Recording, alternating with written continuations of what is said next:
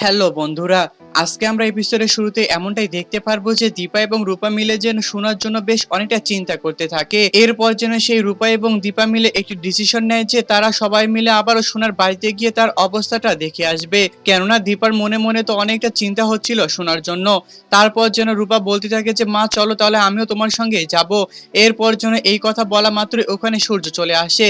সূর্য চলে আসা মাত্রই যেন সেখানে এসে দীপাকে বলতে থাকে যে দীপা তোমরা কোথায় যাচ্ছ। তখন যেন রূপা একটু মিথ্যে কথা বলে তার বাবাকে বলতে থাকে যে বাবা আমি এবং মা মিলে হোটেলের মধ্যে গিয়ে কিছু কাজ আছে সেটা করে আবারও বাড়ি ফিরে আসবো। এই কথা বলা মাত্রই যেন সেই সূর্য আবার বলে ওঠে যে বাড়িতে এমন অবস্থা আর তোমরা হোটেল নিয়ে চিন্তায় পড়ে রয়েছো, তোমাদের আজকে হোটেলে না গেলে হবে না। এই কথা শোনা মাত্রই যেন দীপা আবারও বলে ওঠে যে দেখুন আমাদের ওখানে কিছু কাজ রয়েছে। তারপর যেন রূপা হঠাৎ করে বলতে থাকে যে আমরা শুধু যাবো আর চলে আসবো দেখেই। তখন যেন হঠাৎ করে সূর্যের মনে সন্দেহ জাগে, বলতে থাকে যে তোমাদের হোটেলের মধ্যে এত রাত্রে কি এমন কাজ চলে এসেছে। রূপা তুমি আমাকে অনেক আগেও এইরকম মিথ্যা কথা বলেছো, তাই আমি তোমার কথা কোনো ধরনের বিশ্বাস করি না।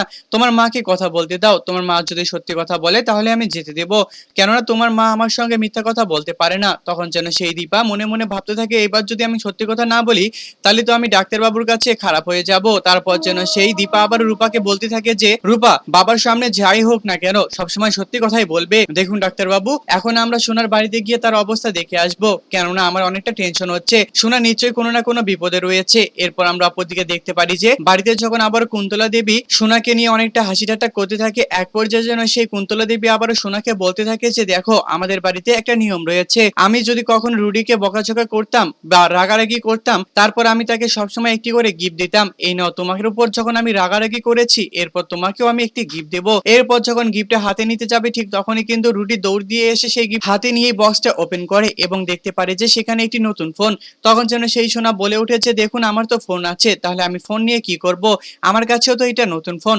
তখন যেন সেই কুন্তলা দেবী আবার বলে উঠে যে আমি চাই না তোমার ওই সেনগুপ্ত বাড়ির কারো লোকের সঙ্গে তোমার পরিচয় বা কোনো যোগাযোগ থাকুক, তাই তো এই ফোনের মধ্যে একটি নতুন সিম রয়েছে, যে সিম দিয়ে তুমি আমাদের বাড়ির সকল ইমার্জেন্সি নাম্বার পেয়ে যাবে, সবকিছুই সেভ করা রয়েছে। তারপর যেন সেই সোনা আবার কথা বলে উঠে যে দেখুন আমার তো ওই বাড়ির সকল লোকজন নাম্বার এখানেই সেভ করা আছে, তাহলে আমি ওখানে কিভাবে যোগাযোগ করব। তখন যেন কুন্তলা দেবী বেশ অনেকটা রাগী কণ্ঠে তাকে বলতে থাকে যে আমি কতবার বলবো তোমাকে এক কথা, আমি একবার বলেছি না তোমাকে ওই বাড়ির কোনো লোকের সঙ্গে তোমার যোগাযোগ যেন না থাকে, তাহলে তুমি আমার কথা না শুনে আবারও কেন একা একা কথা বলছো।